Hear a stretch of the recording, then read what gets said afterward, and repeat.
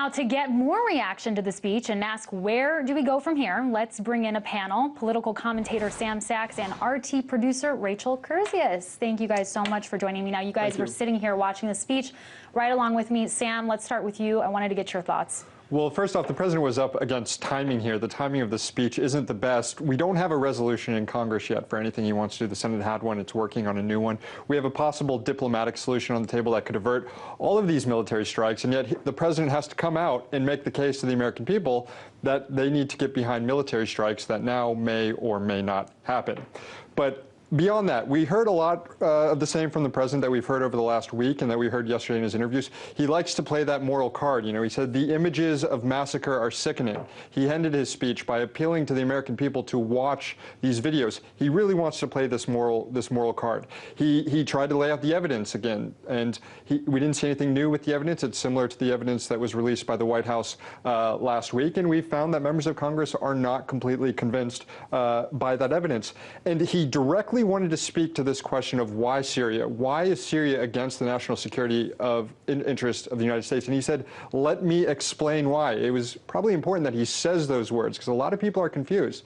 And then he went on to basically say a lot of the same things that John Kerry says, that if you don't do something to Assad for allegedly using chemical weapons, it might embolden other people doing it. But overall, I don't see any game changers in this speech, that it's something new that will move this forward for the White House. Well, he absolutely spoke directly to the American people. Rachel, what were your thoughts on what happened? I was surprised that it took until 11 minutes in for President Obama to even bring up any of the diplomatic solutions that have really been driving the news for the past couple of days. We heard about 11 minutes in about this idea that perhaps Syria will, of its own accord, with the help of Russia, give up its chemical weapons. But really, I mean, the first 10 minutes or so of the speech were all about talking about why we needed to strike, because he seemed a little reticent to believe that this might actually happen. And one thing he says is any agreement that the diplomatically made between the United States and its partners and Syria and its partners must verify that Assad keeps his commitments, which sounds to me a lot like Chapter 7 of the United Nations, you know, in making sure that there is force behind the agreement, that it's not just words, but that there's some meaningful military way of verifying that this happens. That, of course, is something I think that other members of the UN Security Council, like Russia and China, wouldn't stand for, wouldn't agree to. So at this point, it seems a little bit like a staring match between world powers with kind of Syria in the middle. Yeah, and it absolutely was interesting that he waited so long into the speech to bring it up.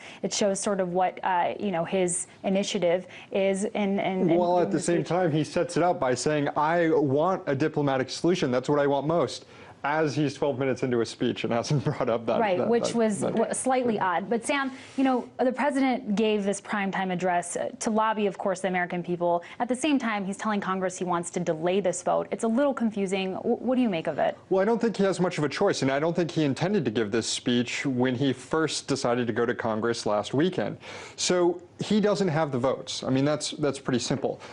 He's asking Congress to delay that because he doesn't have the votes. The White House says differently, and Senate Majority Leader Harry Reid says they have the votes. But look, Senate Minority Leader is against this, and we know that the Senate is working on a new resolution as we speak to try and get more people on board who are a little bit hesitant to immediately go through strikes. They're working on this resolution that's kind of based off this Russia plan that Senator Joe Manchin put forward, that we exhaust the UN alternative before we move on to military strikes. So really, this is the bad hand that he's kind of played himself into, and now this is his last-ditch effort to appeal to the American people. And really, he might be bailed out by this Russian plan. We'll see. And speaking of the Russian plan, Rachel, I'm going to go to you because I want you to talk a little bit more about it and really sort of how his speech all fits into whether this is going to move forward or not. Sure. So the plan that came out, essentially, whether it came from an off-the-cuff kind of ridiculous statement from John Kerry, as it seemed at first, or whether it was actually the result of more than a week of deliberations between the United States and Syria and Russia, kind of is still, I think, up for debate. But essentially, the idea is that Syria would open up its chemical weapons stocks, which it now acknowledges that it does indeed have, and it would allow both the United Nations and Russia or other international bodies to go in and kind of scope those out. It would also make sure essentially that it would cease production of any new chemical weapons and of course not use them again. Now, this was brought forth to the United Nations, and the deliberations on that will continue. Another thing that the Syrian foreign minister said today was that they were interested in actually signing on to the Chemical Weapons Convention, which was signed by most other countries in the early to mid 90s, and Syria is not a part of this treaty. So when Obama says that basic rules are violated, he is appealing to Americans' morals rather than a convention that Syria itself has ratified or signed on to in any meaningful way. But what this would do essentially is make it such that Syria would not be able to use these chemical weapons again in a way where right now it's not really technically violating an international law that it never signed on to in the first place. But for President Obama, who's claiming that all he ever wanted to do was deter President Assad and other governments in the future from using these chemical weapons, this could be a win that doesn't involve any of the intervention that we've been hearing about. And Sam, I want to go back to you and talk a little bit more about Congress, because we're more than a week into the White House really making this effort on Congress for them to get on board with this military intervention. What kinds of concerns do congressmen have, and do you think the speech really addressed those concerns? Probably not. I don't see this speech moving many members of Congress who are, of those who have come out and staked a position. I mean, half of members of Congress have staked a position. Those who have staked a position, vast majority are against this and seem pretty firmly entrenched against this. And I don't think the president addressed any of their concerns. And the number one concern, and look, there are some members of Congress who are a little uneasy about the evidence, but Obama has the votes of people who do think that Assad did this. The only concern they have, though, is whether or not a military strike is the solution here. And how is it that you can have a targeted, limited military strike that doesn't escalate into war? One thing we heard from these hearings that haven't been addressed is what happens if Assad retaliates. And the president actually said that. He has said, quote, "Is this a slippery slope to war? What are the dangers of retaliation?" And the president said, look, there's no boots, no air campaign, no open-ended war. But if Assad retaliates, and Kerry said that we'll make him sorry, that sounds like an escalation. So once you let the dogs of war out, essentially, which is what this is doing, who knows what happened? And the White House has yet to provide an answer of how this is how this won't escalate.